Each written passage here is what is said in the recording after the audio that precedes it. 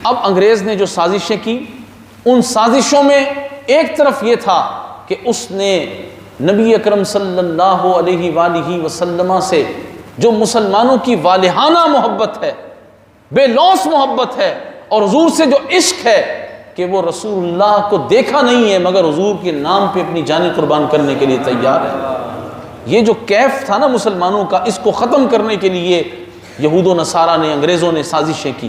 اور وہ ان سازشوں میں ایک سازش یہ تھی کہ انہوں نے ایسے لوگ چنے جو نام کے مسلمان تھے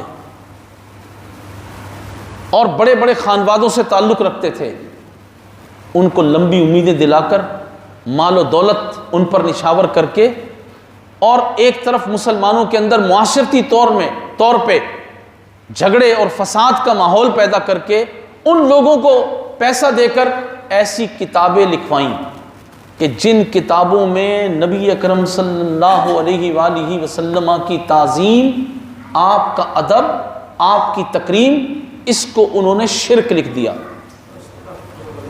کیا لکھ دیا؟ یاد رکھیں، تعظیم رسول کبھی شرک نہیں ہو سکتی،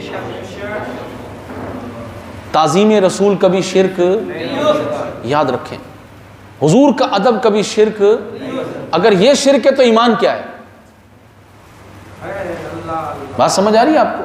صحابہ علیہ رضوان کا جو ایمان ہے وہ کیا ہے پھر؟ اور امت کا جو ایمان ہے پھر وہ کیا ہے؟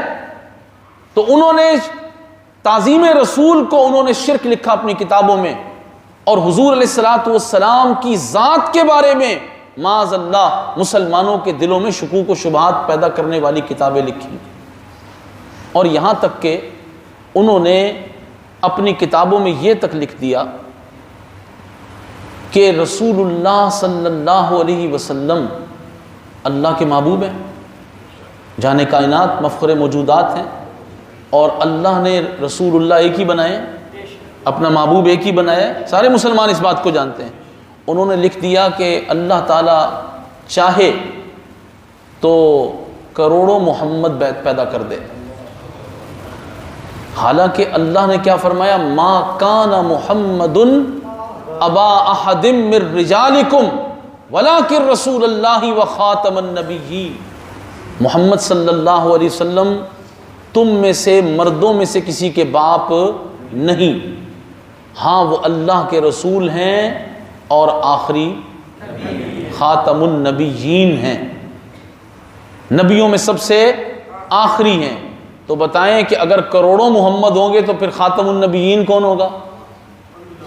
نہیں سمجھے بات؟ کروڑوں محمد ہوں گے تو خاتم النبیین کون ہوگا؟ محمد ایک ہی ہیں، محمد ایک ہی ہیں جو خاتم النبیین ہیں۔ یہ وہ عقیدہ ہے اسلام کا اساسی اور بنیادی، جس پر اسلام کی ساری عمارت کھڑی ہے، ختم نبوت کا عقیدہ۔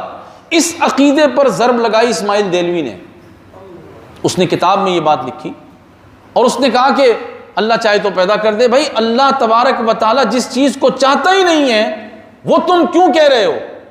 اللہ تعالیٰ جو چاہتا ہے وہ اس نے قرآن میں بیان کر دیا، وہ چاہتا یہ ہے کہ میرے محبوب ایک ہی ہیں اور میں نے ان کو خاتم النبیین بنا دیا۔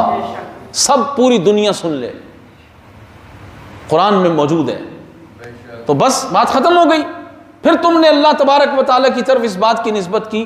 تو ایسے ماحول میں جب انگریزوں نے یہ کام کرنا شروع کیا، ایسی کتابیں لکھوائیں، اس کے علاوہ بھی بہت کچھ رسول اللہ کی بے ادبی کے لیے معاذ اللہ لکھوایا، تو اس وقت اللہ تبارک و تعالیٰ نے جن ہستیوں کو ان انگریزوں کی پروردہ یہ جو نظریات تھے انگریزوں کے، جو اسلام کے خلاف انہوں نے مسلمانوں سے نام نہاد مسلمانوں سے لکھوائے تھے، ان کو برملا چیلنج کرنے کے لیے جن شخصیات کو چنا، ان میں علامہ فضل حق خیر آبادی رحمۃ اللہ علیہ صف اول میں۔